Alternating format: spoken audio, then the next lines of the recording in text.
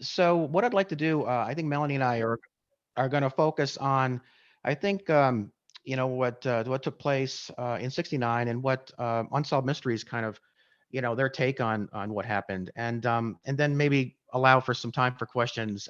So if I may, one of the things I'd really like to focus on today are the similarities between a lot of us who experienced this incident back in 1969, and of course how it got inducted into state is kind of a miracle in its own. But my my take on what happened was that there was a lot of government. There was a lot of government in the area at the time. It was a time when we were surrounded by manufacturing facilities that were working along with the space race, like Sprague Electric and GE and all that kind of thing. And I think because of that, way back, decades ago, there was that it was easier for a lot of the historians and those who played a part in getting us inducted later on. They were able to grab onto that. It seemed to make sense that it wasn't something that was maybe a UFO back in the day, but they knew something was taking place in the skies, and I think that's where this kind of sat with people. It was kind of that it was a it was real to them. There were so many witnesses of this thing, like 250 people actually saw this, and so there was no question that something was happening in the area. It was simply a matter of what was it, and and to give you an idea what happened to us, we used to own our little restaurant in Sheffield. I think a lot of you know that, and we were heading through the Sheffield Bridge. And as we came into the bridge, my grandmother had first noticed that there was like a bleak of light coming through the planks, the bottom of the bridge. And that didn't make sense with with the headlights. It was like an external bleed of light.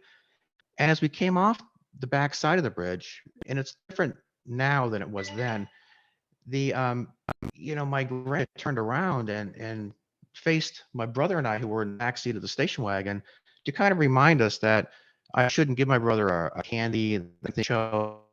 And when she turned around, she had seen what looked like a round sphere about 4 times the size of a Volkswagen Bug, and it kind of rose from the banks of the Housatonic, and it really kind of stayed there, like right outside the car, maybe not even 80 yards away from us. It was cylinder shaped.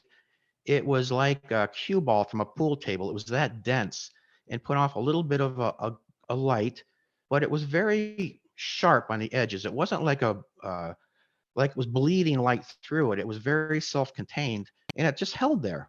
And we were only going about 10 miles an hour because the road was basically back in the day like a road for horse and buggy. It had a lot of potholes, and we were only going about 10 miles an hour. So this thing was right outside the windows of the passenger side of our car. As we kept moving forward, going down that dirt road, my brother had turned and looked to the right. He was to the right of me anyway, so he was like looking off to the right side of the car, where we saw a second sphere, very much like the white one on the left side of the car, but it was smaller, but it was also over water. And so at that time, if this was a clock, we had the white one, which was about, 7 o'clock, the orange one, which was about 5 o'clock in respect to our car. And then we kept moving forward. And that's when we came across what looked like a large turtle shell in the sky, about 3 stories up. So that put our car in the center of these three objects. And I've talked about how we felt, how I felt like I was deep underwater, how uh, things seemed muted, um, that little bit of a tingling.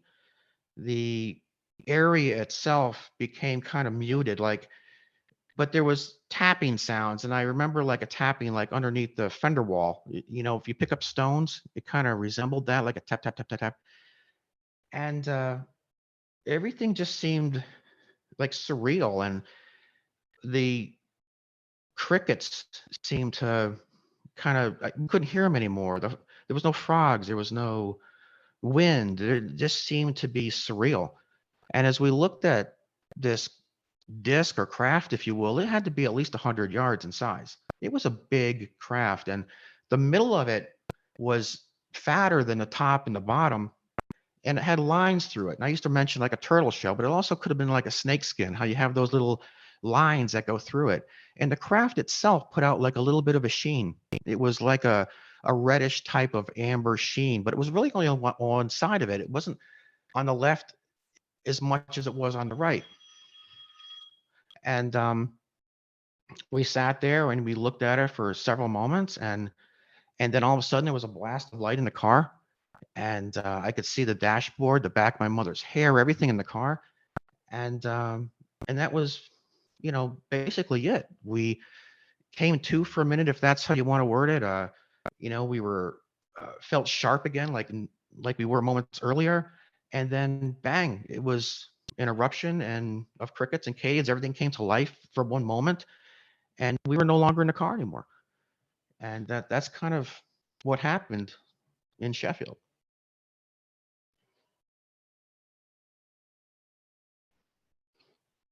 Can anyone hear me?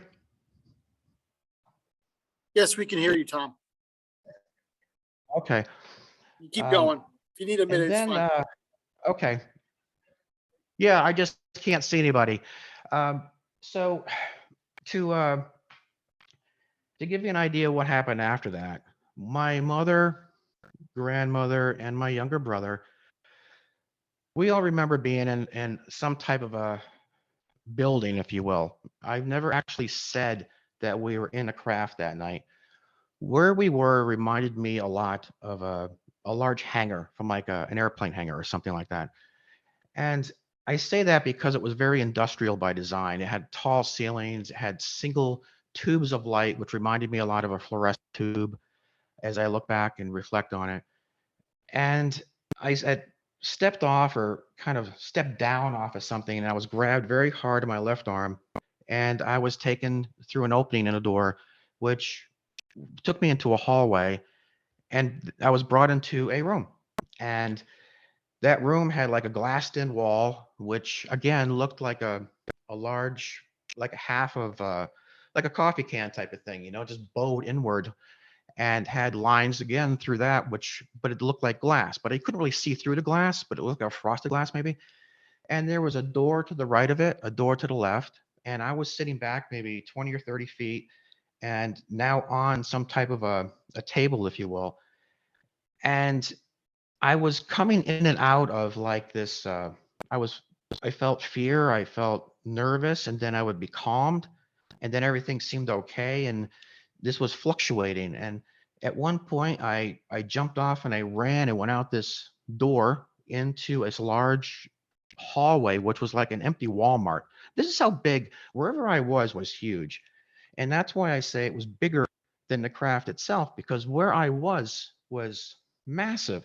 But then again, I was very young, so everything seemed larger to me. But we've also talked with my mother, my grandmother, my brother about this over and over and over again. And wherever we were was very, very big. And this hallway that took me into this large open area was circular, and it had intersecting hallways to it.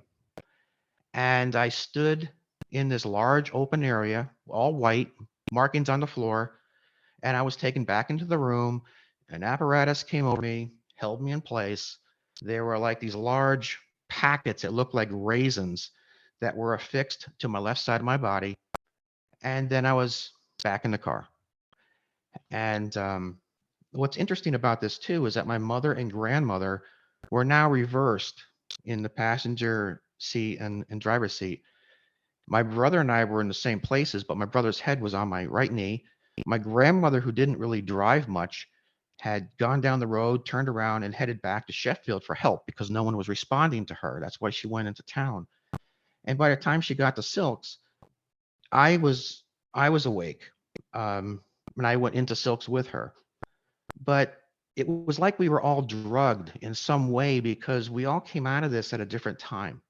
We all didn't come out of it like that. And so my brother used to say it felt like a sodium pentothal. It was like we were drugged, which is why we struggle with what really happened that night. And so with that, the next morning we had gone into the restaurant to open it up, and WSBS radio had calls that had come in that night before about the sightings. And of course, Melanie's incident was the same night as ours was. And so that's kind of how we connected. And of course, when we did the show for Netflix or Unsolved Mysteries, they were very interested in the other people that were involved in the incident that we were. However, they neglected to introduce the documentation, how this was inducted into state, how the governor signed off on it, and the polygraph test, and how this went before the United Nations on October 2nd, 1992, in support of GA 33426. All the documents around this were filmed, but left out of the episode. And we're not sure why they would do that.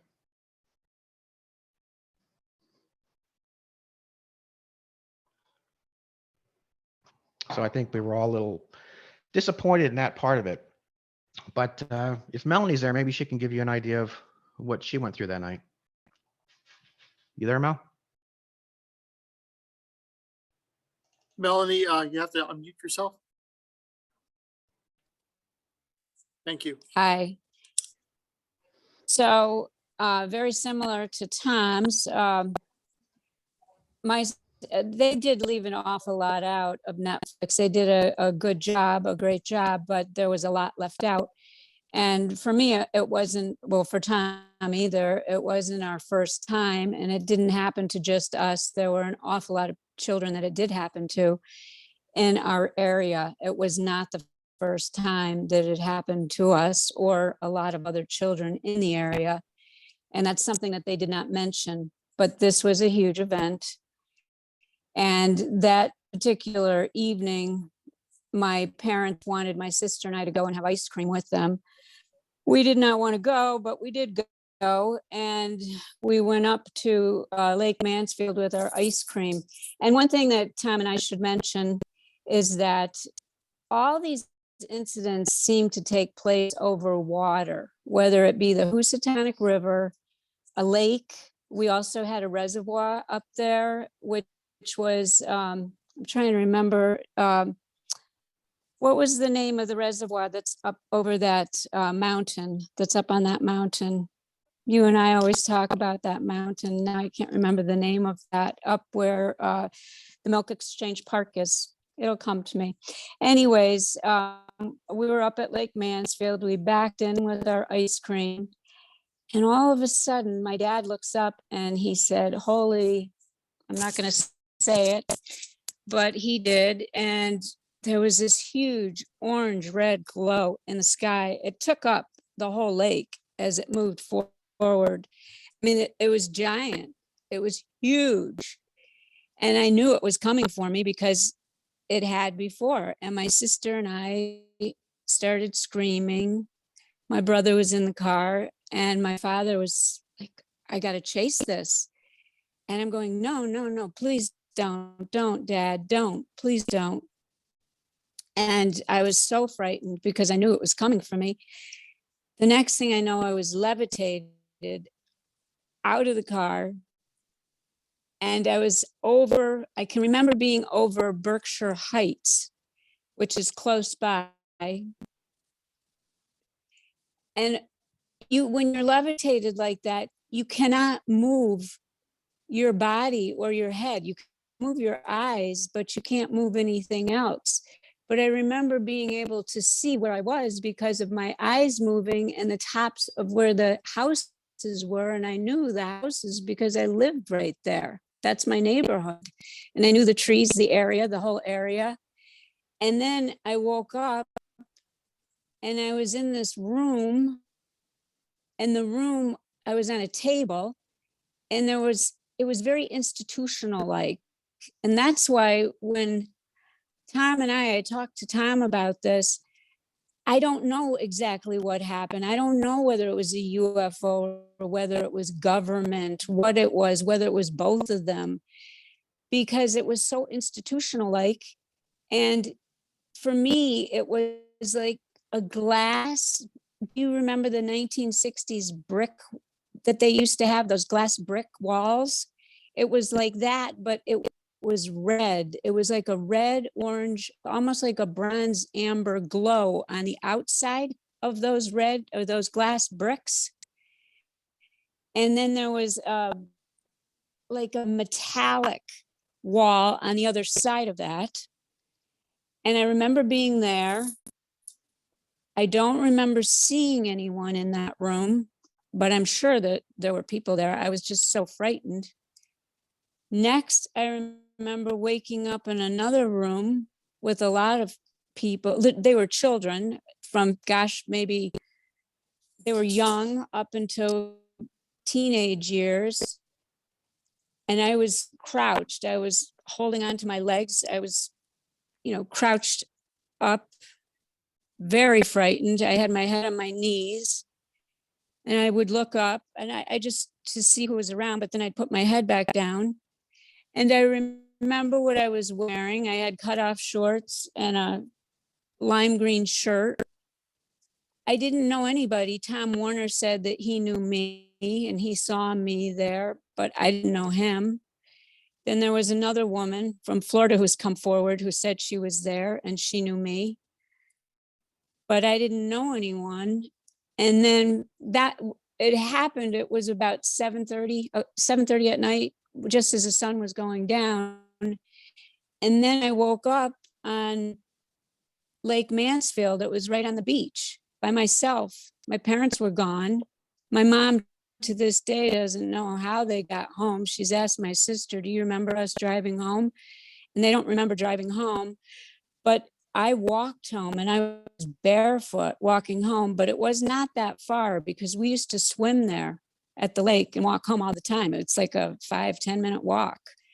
But I had really bad stomach pains, really bad stomach pains.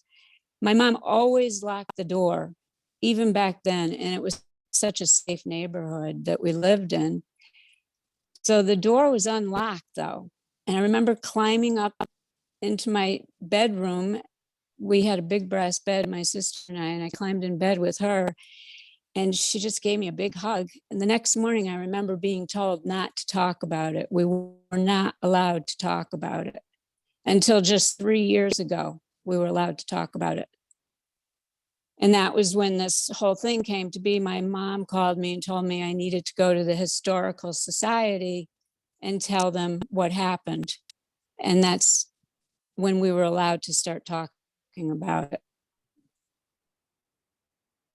And then other people started coming forward. And then I found out from other people that the same things that were happening to me as a child were happening to other people in the neighborhood. And all this was happening around the Housatonic River, the Lake Mayfield area, all around the whole area. So we've been researching it, Tom and I, to figure out what has been going on. And finally, Tom did find some research from a wonderful woman that works for the Berkshire Eagle. He has some great information. Her name is Jennifer, and Tom might want to take it from there. Yeah, Melanie and I have actually, we had so many similarities that I think we've become really good friends, actually.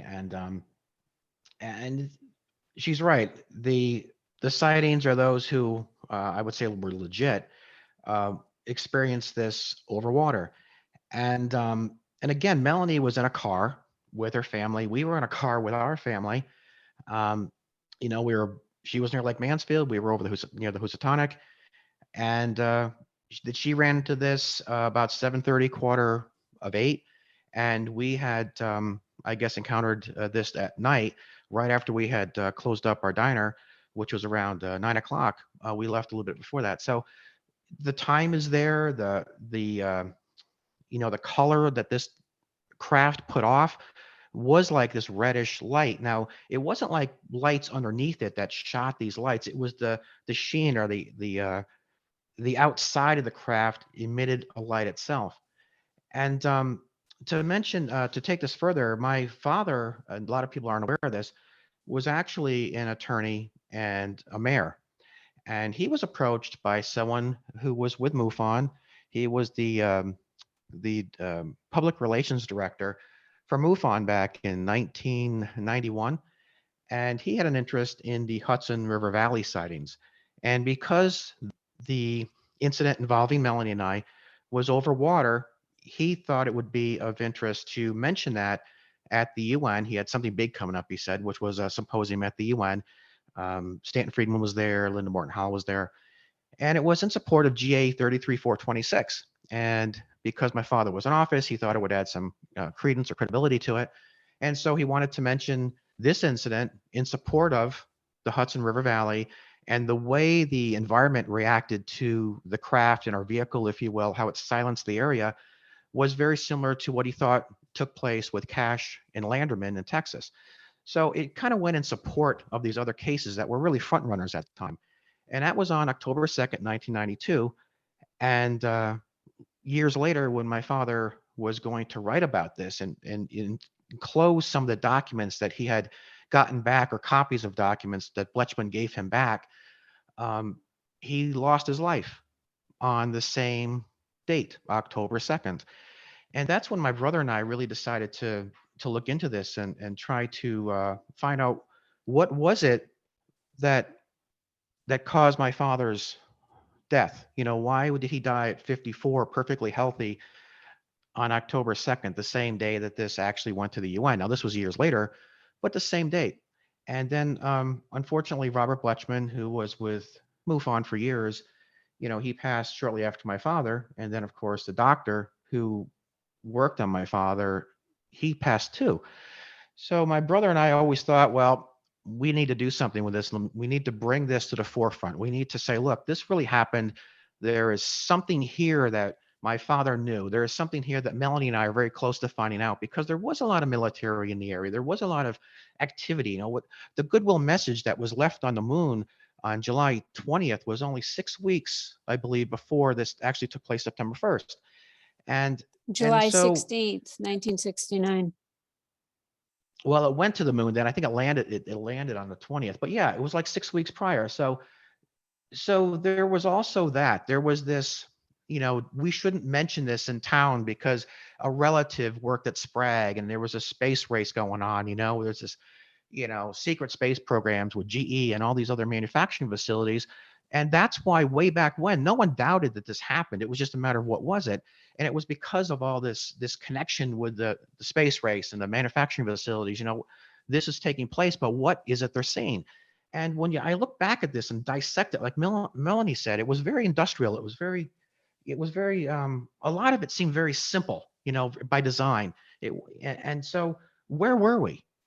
You know, we saw something off world. We engaged whatever it was off world, but who took us out of our car? Because our lights were off. When we got back in the car, our lights were off. The ignition was off. And they were in, my mother and grandmother were reversed. So I believe what happened in 1969, I believe we encountered something we weren't supposed to see. There was government in the area. We got hit by something. We were in the middle of these three objects, and I think whatever it was communicating with each other, and it affected us.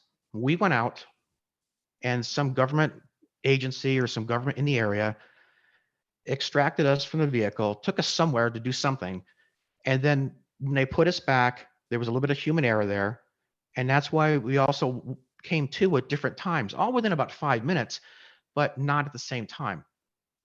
And so I could be wrong about that, but my gut tells me that's kind of what happened. So Plus, we still have side effects from it. I still have that click, click, clicking in my ear, which to me is like an MRI sound, which Thom also has heard. I cannot get through the airport without setting alarms off. I set alarms off all the time. I shut televisions down, lights down. It's crazy, crazy stuff. So that's why we believe. We believe that there were two things were going on, not just one, two things were going on. Right. Yeah, I would agree with that. And actually, I still have marks on my skin, and my brother actually went to a doctor.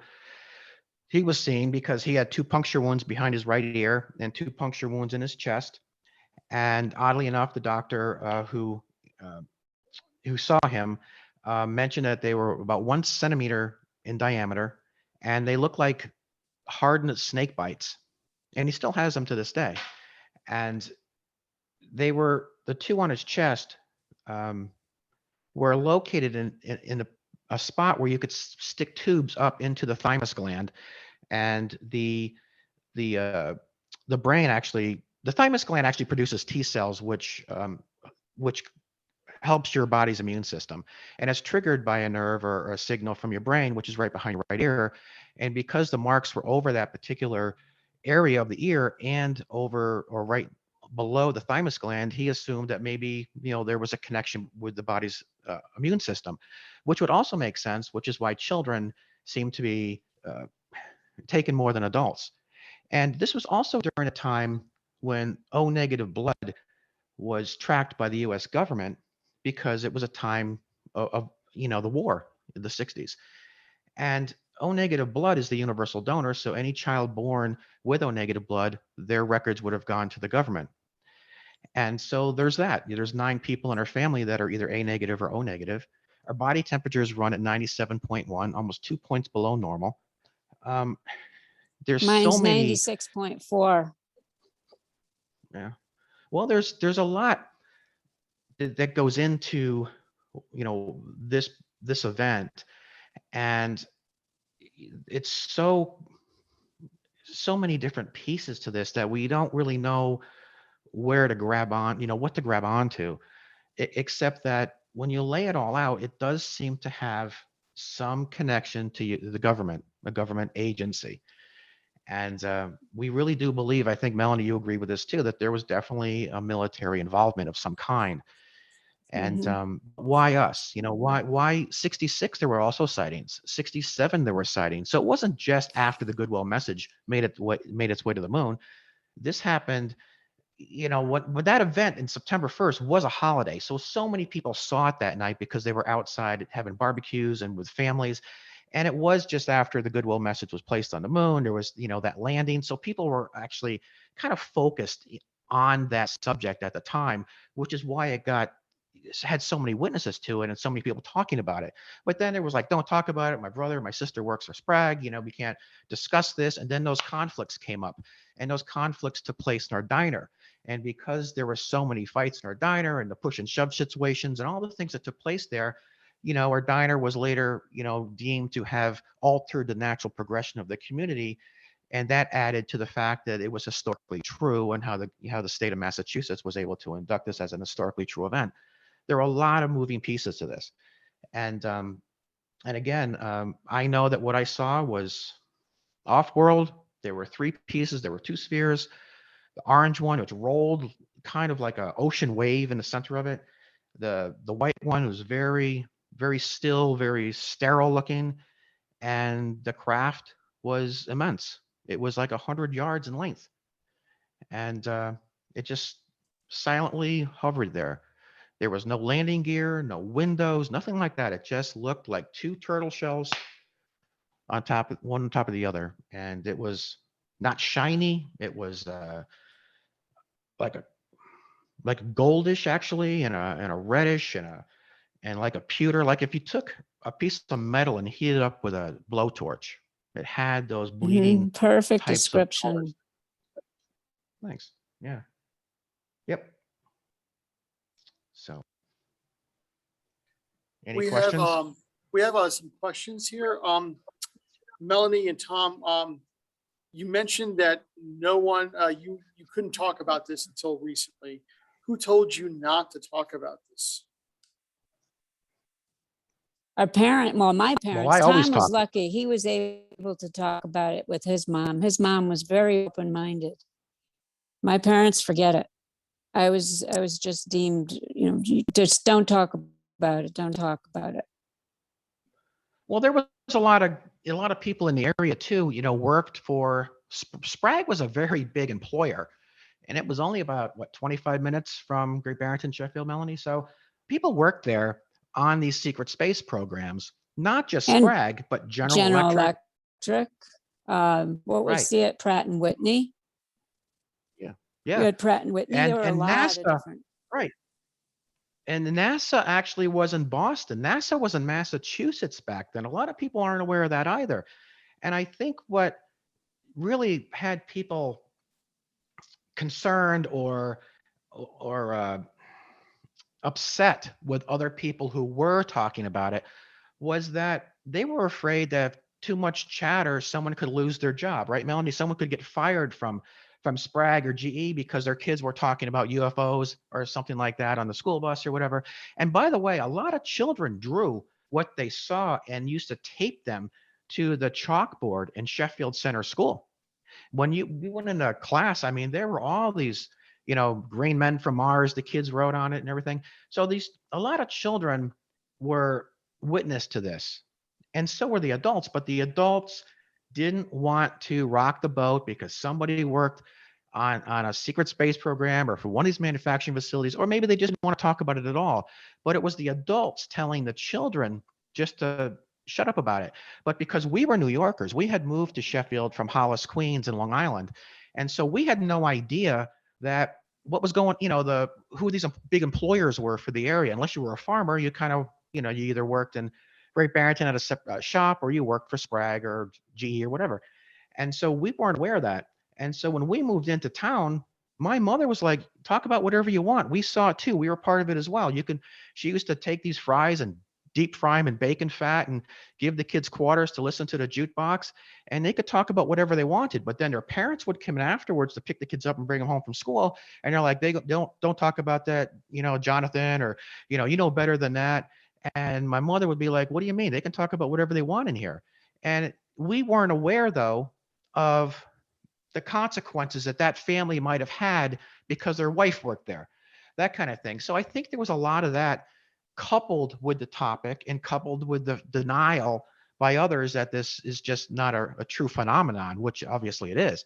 So there was a lot of friction. There was a lot of pushback. And I don't think, Melanie, your family just didn't want to have any part of it. They didn't want that blowback. They didn't want to talk about it. But don't forget, the authorities in town were also pushing the whole swamp gas theory. A lot of the authorities in town, you were hearing that, oh, it was just swamp gas. That's what they were Tom J. saying. Get over it. Right. It went out on WSBS radio that night. Now, Tom J., who was a DJ for WSBS radio 94.1, I think it is, which is still there to this day, in the same spot, in the same building.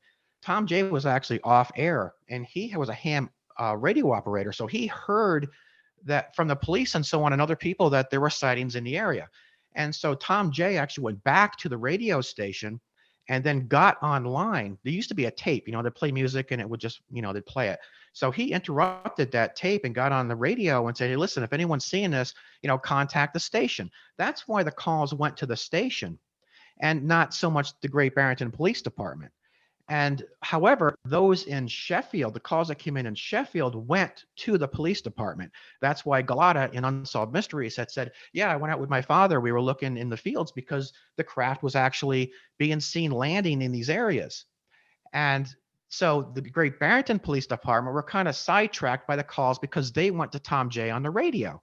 Now, a couple probably went to Great Barrington, whether they were documented or recorded, who knows. But Tom J was inundated with calls. And so was Chief Galata. And Eddie Galata is still there to this day. He was actually on Unsolved Mysteries with us. His father was the chief of police at the time. And the police barracks in Sheffield was right behind our diner. So he would end up, the chief of police of Sheffield, Galata, would actually come in our diner and eat there to keep the peace because of the friction. This is how much it had an effect on the area. It but was also it went out in West Stockbridge scanner. There was a woman that lived in West Stockbridge that heard it come over the West Stockbridge police scanner. So they were just covering it up. And Jan Green, who was in Unsolved Mysteries, she used to own a Rexall pharmacy where Melanie and I used to go for breakfast, and actually after school, get a shake or something.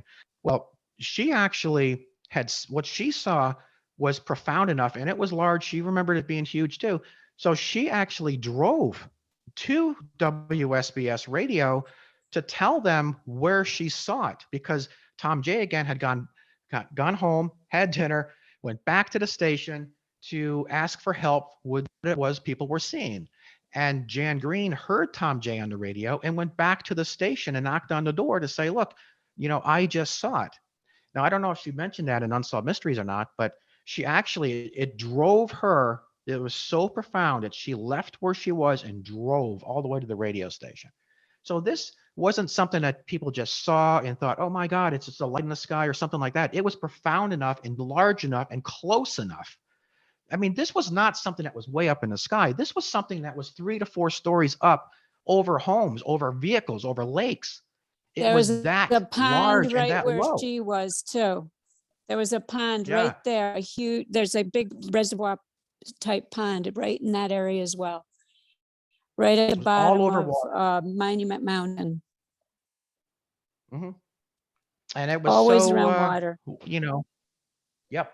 And so many people saw it. I mean, actually, I believe it kind of started in Pittsfield and it kind of took a path along the Housatonic for the most part, except it did veer and go over Lake Mansfield where Melanie encountered it with her family.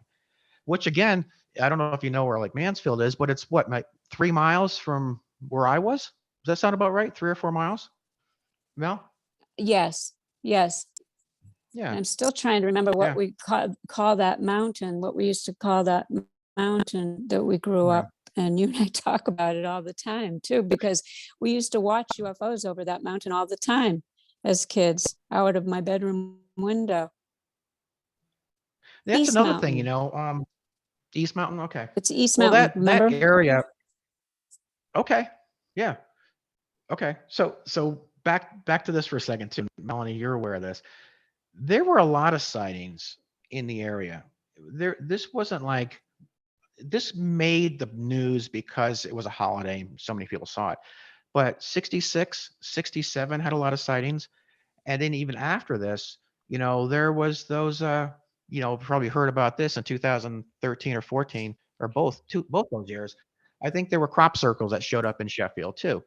And there's still sightings of these orb or sphere like objects in and around the area, even to this day.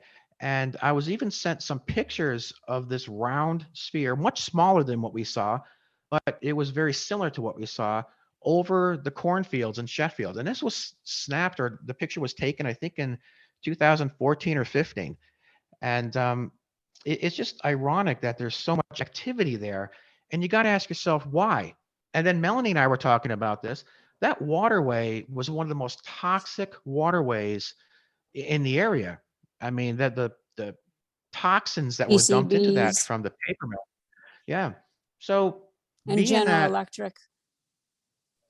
yeah, you couldn't eat the fish out of it. There were warnings. And so was there an interest in water? Was our planet, was it something that was a concern? Because that water, it really feeds the entire area. And it was very toxic. So again, there's all these pieces. I don't pretend to know why this happened, or all I know is that we saw it, multiple crafts. I'm O negative. My family has 9 members of our family's O negative. It was a blood type that was tracked by the US government. We encountered something. We were extracted or taken out of the vehicle, I believe, by government. Where we were was much larger than the craft we saw. But then again, that doesn't mean that's not where the craft had been stored or worked on or what have you. Who was operating it? I don't know. But it happened. It wasn't dimensional. It was these things were what we saw was as solid as the car in my driveway. These were solid objects that had, you know, abilities to rise and dart and dive and perform movements that even today are impossible. I mean, there were a lot of sightings back then. There was a sighting of a craft that looked almost like a moon, and it shot to the ground in like a half a second's time. There was a lot of sightings in the area. It wasn't just September 1st. Are there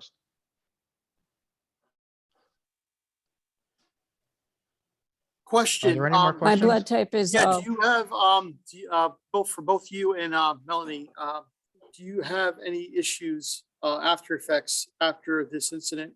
And also, do you have like problems like with like sleeping or other issues that you noticed that you didn't have before this incident? You want to go first, Definitely. Mel? Sure, definitely. No, I don't sleep. I sleep sitting up for one thing. I have to sleep with all these pillows sitting up. And I am type O. Someone had asked if I have type O blood, but I'm O positive, and my temperature runs 96.4. I do get the clicking in my ear still. It sounds like if you're in an MRI. I don't know how many people in there have been in an MRI or CAT scan where it's that click, click, click, click, click. And it starts at, as soon as I try to relax, it will start up at nighttime. And I've been struck by lightning 3 times, survived it. I feel very fortunate that I've survived it.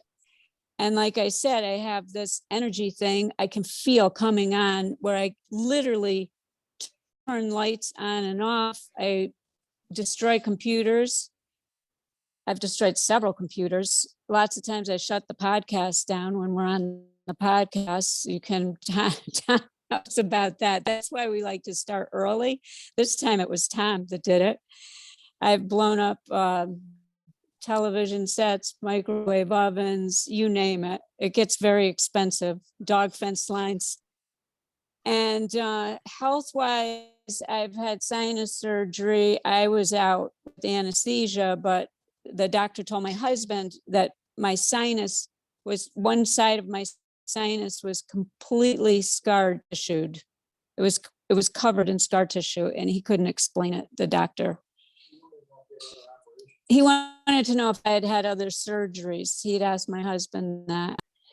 And other than that, I think that's it for health issues. Besides the clicking. Oh, my eyes, like Thom, both Thom and I have had lots of eye surgeries, and they never work. They just don't take. I can't see. I just don't wear glasses anymore. If I want to read, I'll wear the glasses. Otherwise, I walk around. I can't see. I do my best. I don't like wearing glasses. So as with respect to that, yeah, I've had 5 eye surgeries, believe it or not. Why I wear the glasses is a prescription. But 4 for me. yeah, so I've had and not just like cataract surgery. I mean, I've had my retina. I've had surgery on my retina. Tear ducts. So what happens? Yeah, so I'll have a surgery on my right eye is worse than my left, and it'll be fine. I'll have like crystal clear sight, and then within months it fogs up, so I'm nearly blind. I'm almost blind in my right eye. A lot of people don't realize that, and I've had I got scars in my eye, which is why I wear these glasses a lot. I don't want to scare the kids. So, but yeah, I've had dark glasses. And so along with that, yeah, what I would say as far as effects, it's not so much me as much it is my son. My 27-year-old son, Christopher. He's had experiences too since this, and what's interesting, he's A negative as far as his bloodline goes, but he actually was tested at the Miami Children's Hospital through the request of his school, which was Krista McCullough School in Boynton Beach, Florida. Of course, the astronaut who unfortunately lost her life in the explosion, he actually went to Krista McCullough School. And he was in not just the gifted program, but he was in the superior program.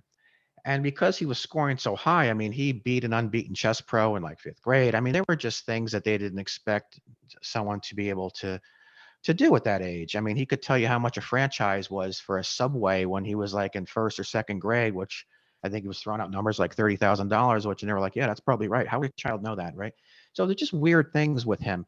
And so he did. He got tested at the Miami Children's Hospital, and following their assessment, he was also sent to a testing facility, which tested him for remote viewing. And we've got letters from all these doctors that my son actually tested higher than coincidental chance. So for years, when he was a child in school, they called him Chance. And so I would say if there was anything that has found its way into our family, it's really my son. He's extraordinary.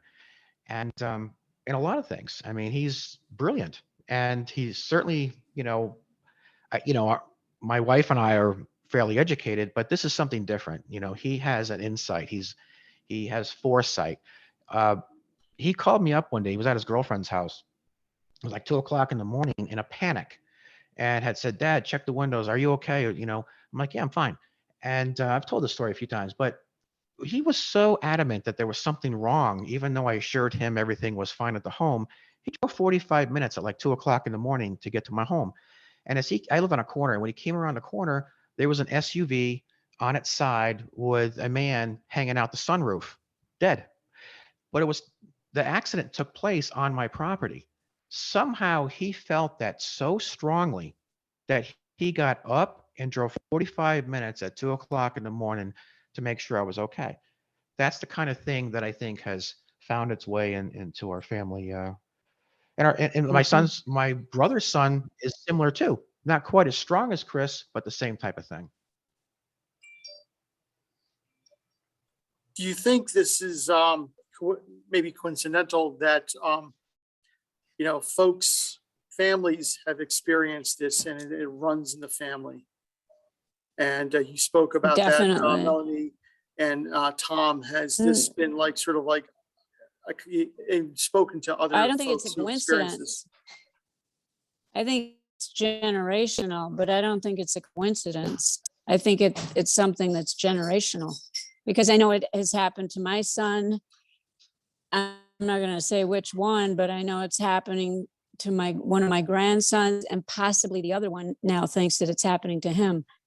He thinks that he's had an experience now. He told me just a couple weeks ago, he told me he thinks it's happening to him.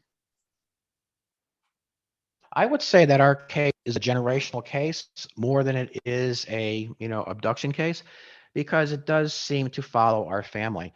My brother, look at just who was involved. My grandmother, who afterwards went into Silks and put her hands on a child, like a buggy or something, and started pushing it back and forth as if there was a child in it. She was the most affected from a woman's standpoint. But my grandmother, my mother, myself, and now my son. So you're talking 4 generations. And so I look at it this way: if you're going to go out and you want a pit bull, you choose a pit bull because of its traits and personality. You want a racehorse, you follow that line. You know that's a good line. You know that there's not a disease in that line. You know that there's not something that could, if you're trying to gene tamper or modify, you need that pure host, right? You need a healthy host. And I do believe that that plays a part in what we're seeing and why these we're seeing a generational tie to certain families, because it's a strong or uh, healthy host, if you will, and or family line, or that there's not a lot of drug abuse, whatever it is, it's what they're looking for to host something that they want to expand or see carry on through that bloodline. Do you think whoever did this to you both, do you think they were alien, human, or what? What can you remember? Or what can you recall uh, in terms of describing these beings? That night, Okay, I'll I go first. didn't. You go first, then.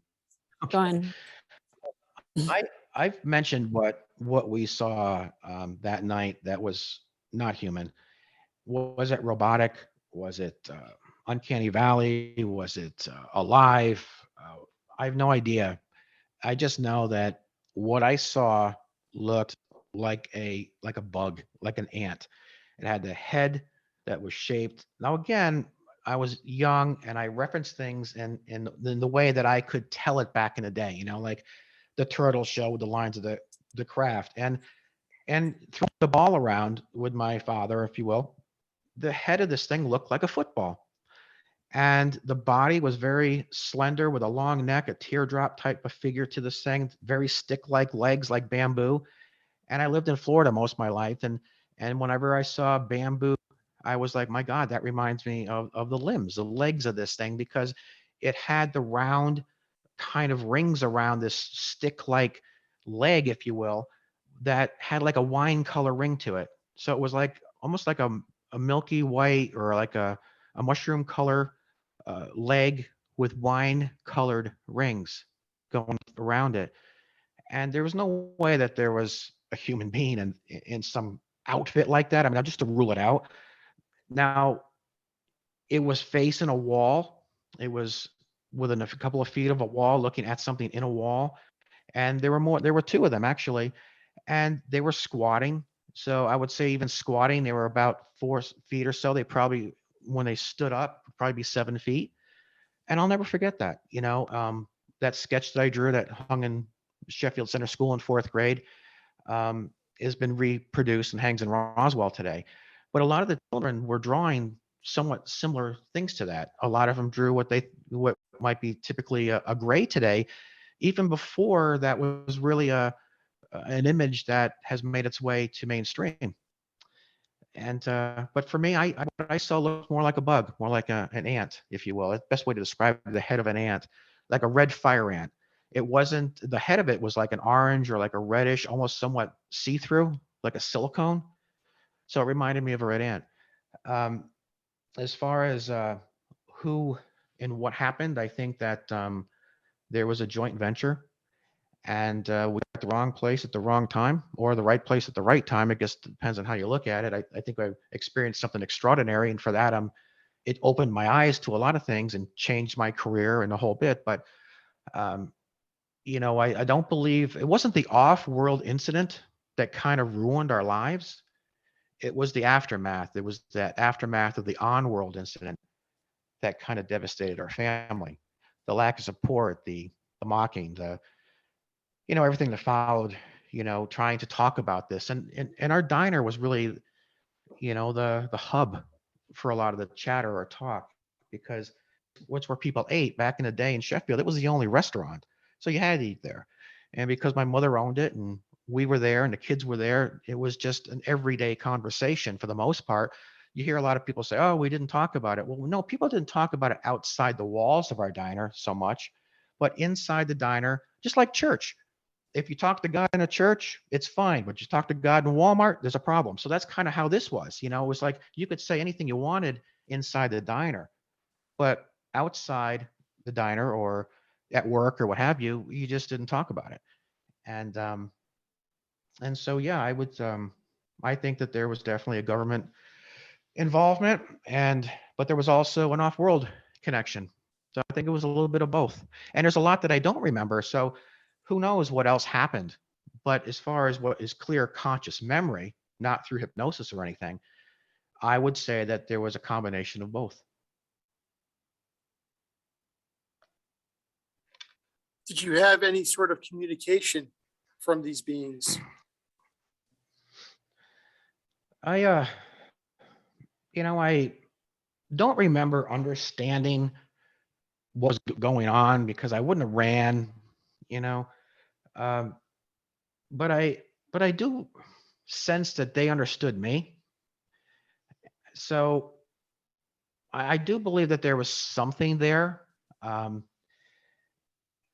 coming in and being calmed one moment and then feeling anxious the next and wanting to run and then feeling placid again, just like we were in a car. We went from, my God, what is that? Looking out the windows because the windows were down. It was a hot night, staring at this thing, and all of a sudden, wham! It just came. Something came over us, which it was heavy. My mother used to mention it like a heavy feeling, and it is. It was like we've been through a lot of hurricanes, so we're very knowledgeable or been involved in like the eye of the storm and how that barometric pressure change is different than it is prior to the bands coming in.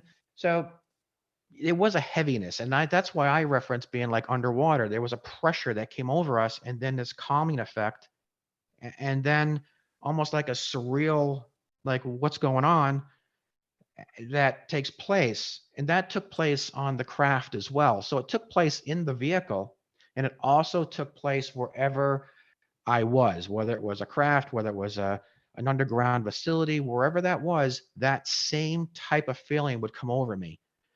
And so along with that, I say to myself, well, that maybe the neurons were stimulated. If the neurons are stimulated in your brain, maybe there's a message that can be transmitted that way. I've played a couple of games with a ping pong ball. It's over like a table with a little bit of air coming out, like an air hockey type of table. And you put these electrodes on your brain and you can control the ping pong ball. So I think as long as your brain is being stimulated or amplified just a little bit, you can transmit not only thought, but it's even shown that you can move body parts and limbs of your body. So I'm going to say yes, there was some type of communication. I don't particularly remember anything particular, but I do remember the way others responded to me was kind of how I was feeling. And I think they were able to read me, not just by my actions, but knew how I was feeling and what I was thinking.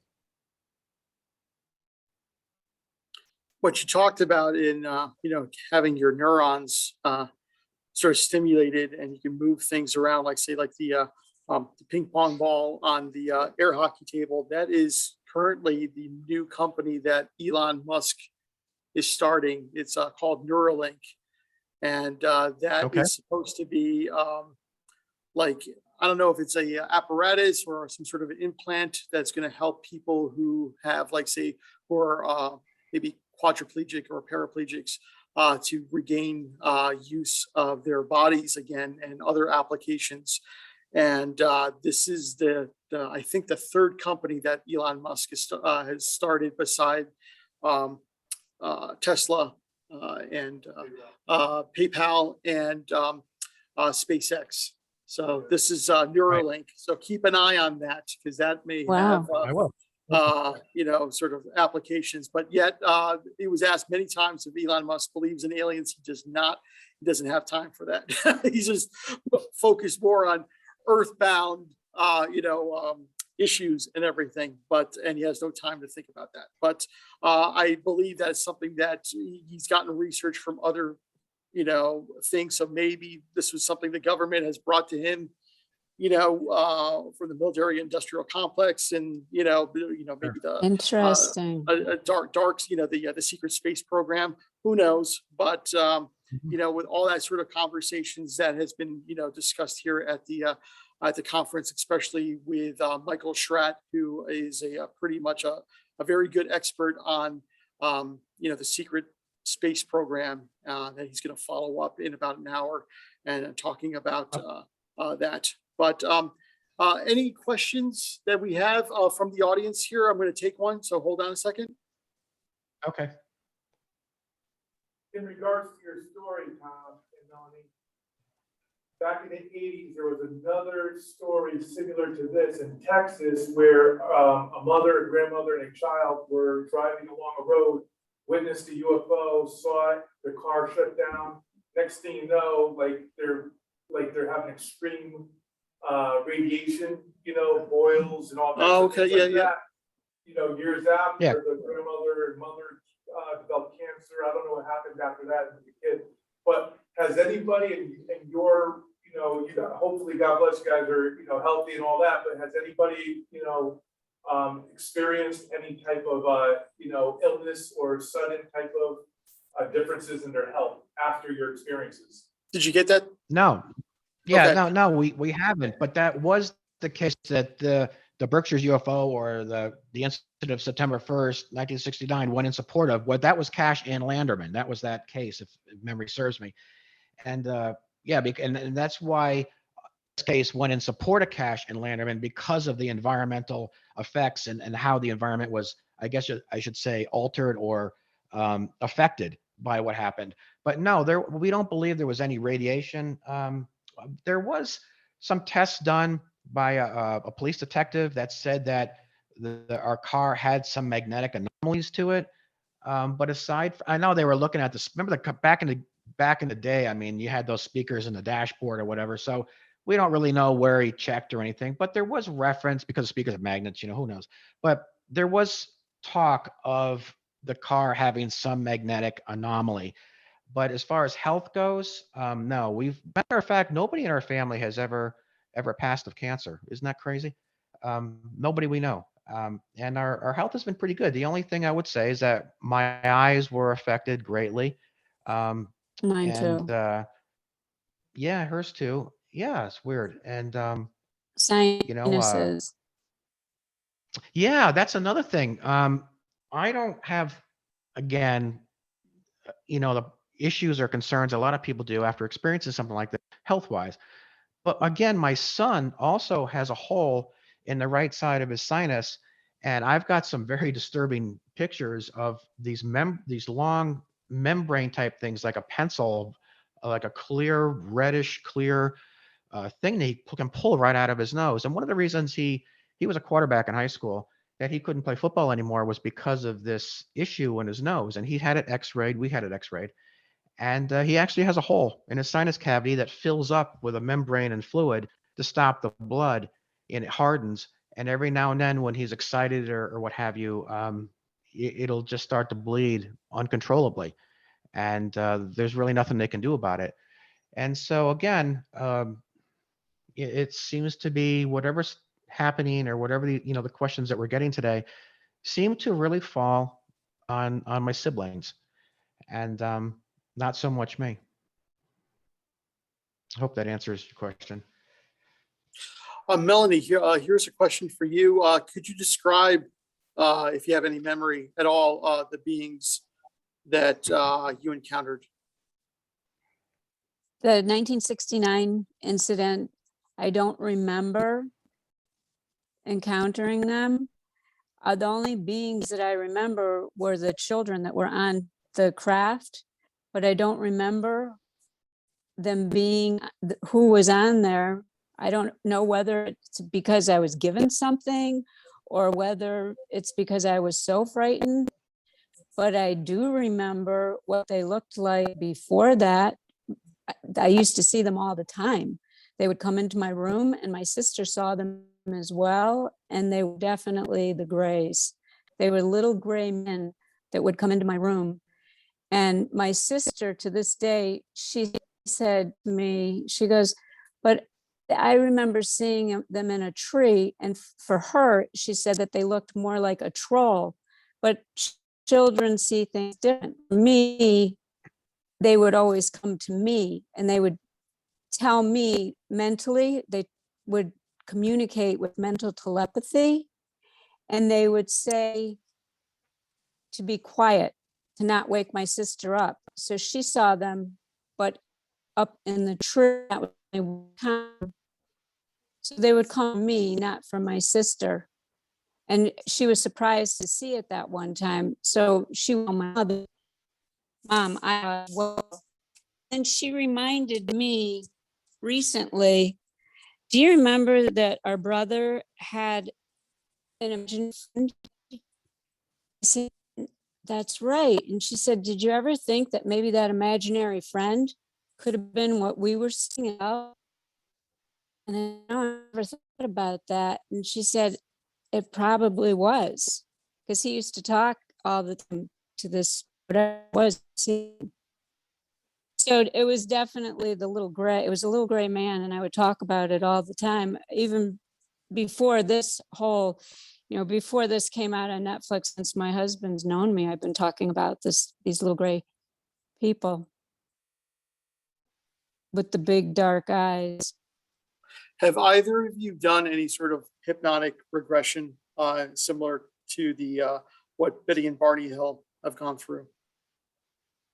I have, because my mother lied to me for years. She told me that this hadn't happened, it hadn't happened. And she said the same thing to my sister and my brother. And then when this whole Netflix thing came out, apparently my brother was going to do this. I didn't know anything about it. And well, before that, she had called me and told me to go to the Historical Society.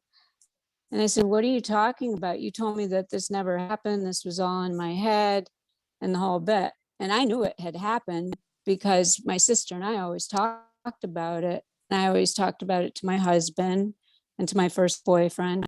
But she always said, oh, you're crazy. This is all in your head, blah, blah, blah.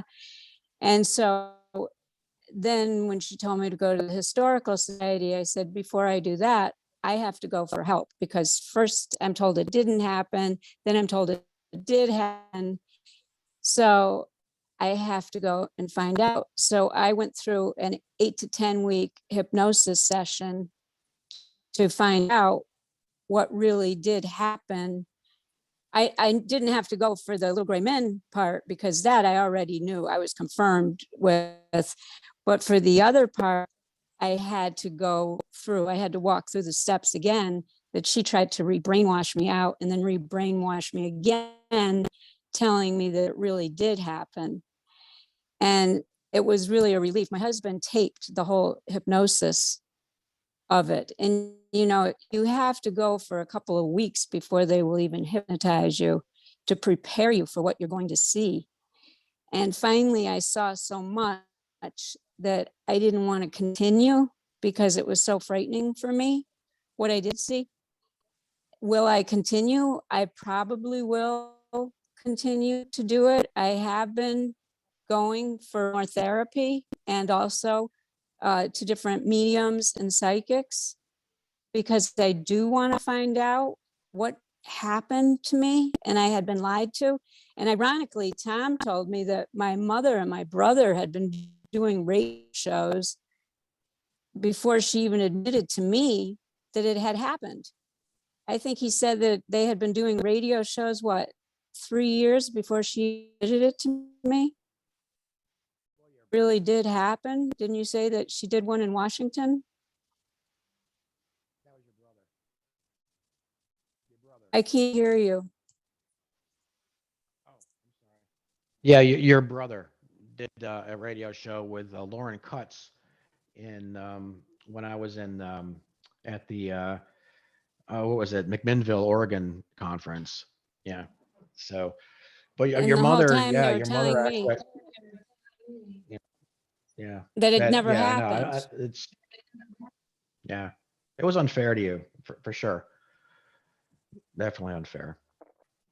But as far as But I knew it hypnosis did. with me, yeah, of course. Yeah, absolutely. And so did your brother, and so did your mother. So as far as hypnosis with our family, no, this is basically all, I should say, not basically, but it is all clear conscious memory. However, Yvonne Smith and I were, she came to my house, and she wanted to see if we could get any more, something a little more clear with involving, 69, a couple little key moments. And so, yeah, I went upstairs and in the den and laid on the sofa but it doesn't work for me. I was hearing lawnmowers and screaming children and school buses and, garbage trucks. I mean, it just didn't work for me. So I did actually try it, but nothing really came from it except that, maybe a moment or two but no different than when you lay in bed at night, really, and you have a pad next to you and you're about to go to sleep or you're taking that shower in the morning and your head's, your brain's just kind of calmed and the water's running on your head. You kind of, things come to you better, it wasn't anything more than that. I don't think I ever went out or anything. But no, everything's clear conscious memory. Although I did try, I just don't think it was a good time for me to explore that at the time.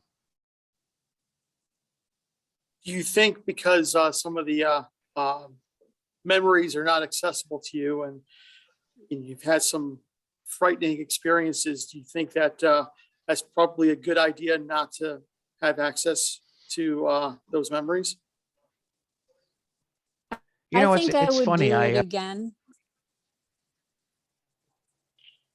I think that there's a part of me that wants to know, and there's a part of me that doesn't. Uh, I think at this point, I don't think anything would really frighten me any. I was never destroyed over this. I mean, it wasn't as if I went through something. A lot of people have a different feeling when this happens to them. This was not horrific. This was extraordinary. It was different. I was part of something. Sure, I could sit here and dwell on it, but I don't. I I was awakened by this. We used to go to church. I used to carry the cross. I realized very early on that a lot of what I was told, may not have been true. Um, I had insight that I never had before. That our Earth is like our galaxy's arc. I mean, it rotates on a very unique axis. There's brackish water, salt water, fresh water, desert. rainforests. We can house millions of species simultaneously on this little planet of ours. And we do so after 6 or 7 global extinctions. And yet we have 8 million species here today. They're coming from somewhere. And I don't know why I knew this, right? But I felt this by the time I was in 4th grade. This was not something that I was ever a subject that I was interested in, never talked about this prior, but there was a lot. I didn't want to throw the ball around with the kids anymore. I used to sit on top of a stable that we had where we had horses and just look out over the fields. And I always felt like had gone in a different direction. This road that I was to be on was somewhere else. And I had gotten off my path and I was meant to do something differently. And I wasn't, I felt all this as a 10-year-old. Overnight, everything changed. My behavior changed. What I wanted to do changed.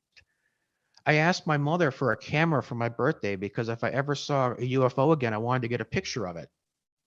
And that became my career. I became a fashion photographer in Miami and opened up an agency. My career was driven from this experience. I don't regret my experience. I don't regret the choices I made following it. What was hurtful was the way our neighbors and friends treated us afterwards. When my mother my mother was a single mother at the time. I didn't have a father. My mother was divorced. My mother was 29 years old when this happened. And she was raising my brother and I with the help of my grandmother.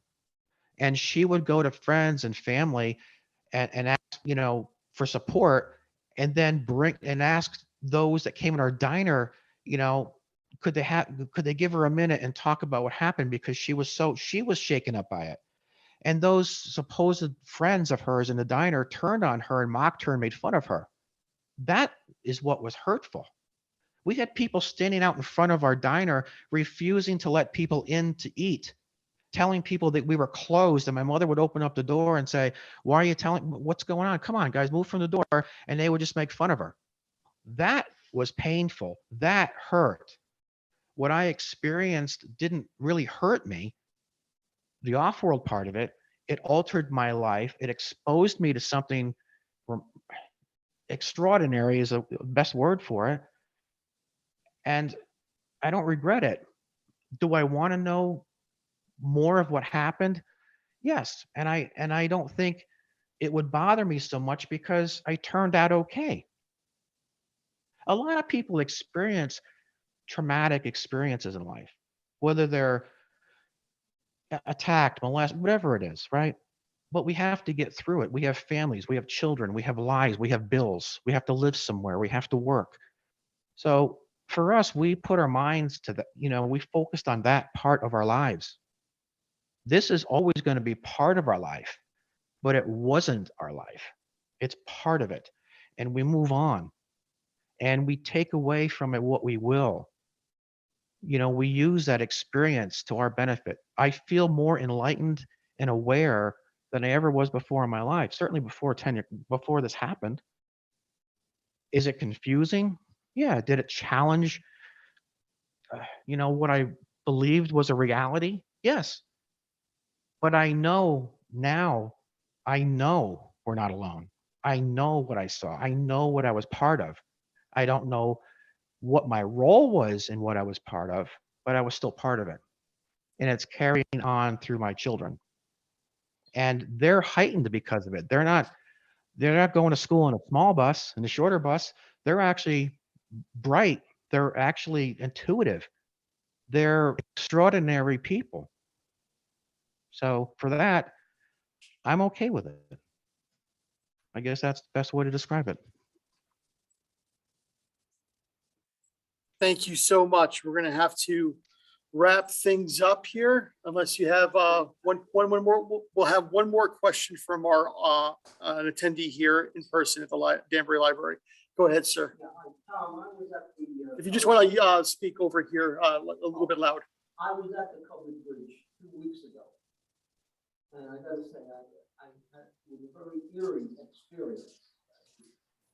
I don't know why, but I just felt, wow. But my question to you is, have you had any other incidences prior to 69 or since incidences of contact. Yeah, absolutely. We had an encounter in 66 and 67, and my brother was part of the Kokomo boom in Indiana back in got about 10, 15 years ago. He was part of that. He witnessed that and spoke on behalf of what he saw and what he felt and took from that. I still have a lot of I guess you could say almost like a paranormal activity in the home. I've seen smudge marks go across my walls. When I'm with other people, they see it also. So it's not just like I'm seeing it. It's almost like they're. I guess how I would word this is I believe that when something happens like this, something opens up. You become more sensitive, and because of that, I have been witness to an awful lot of what I refer to as paranormal activity, and Mhm. and why that is, I don't know. I'll tell you this: a lot of people aren't aware that because this is Connecticut, you might remember the Peter Riley case, the Death in Canaan, the movie with Brian Dennehy and Susan St. James.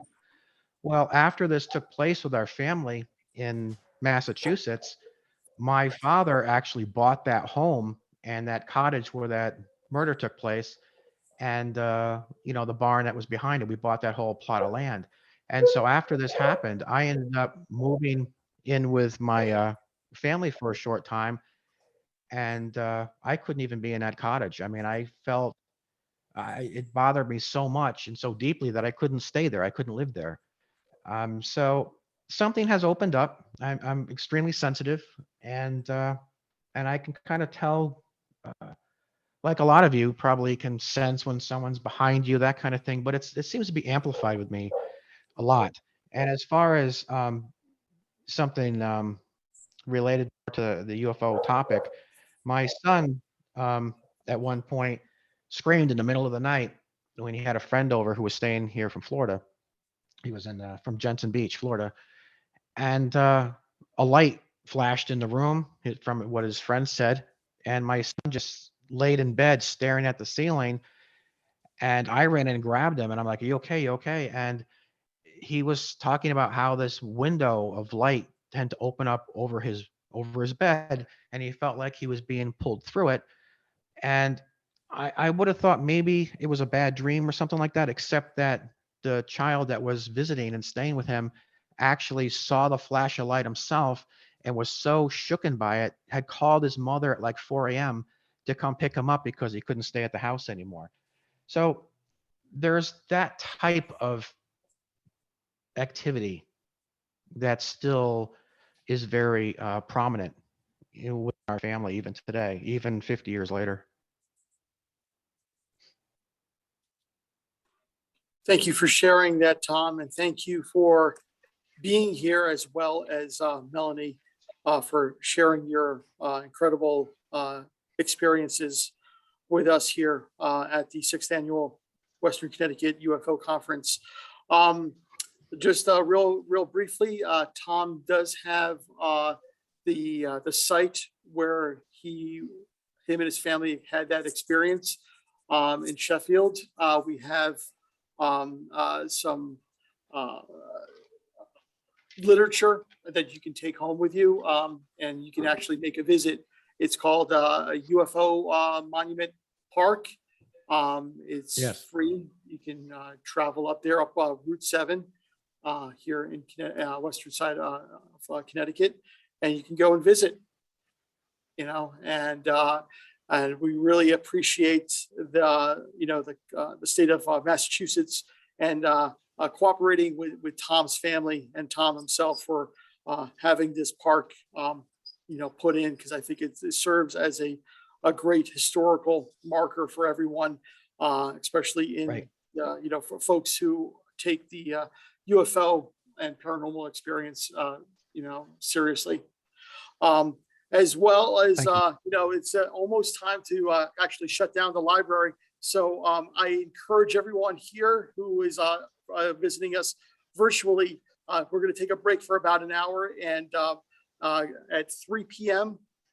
Michael Schratt will be on, the amazing Michael Schratt, who has done many, many presentations that are all fascinating and informative. Please tune into that for his presentation coming up in about an hour.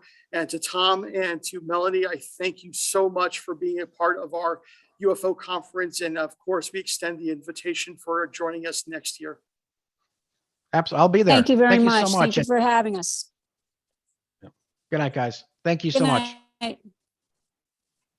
Happy Halloween tomorrow.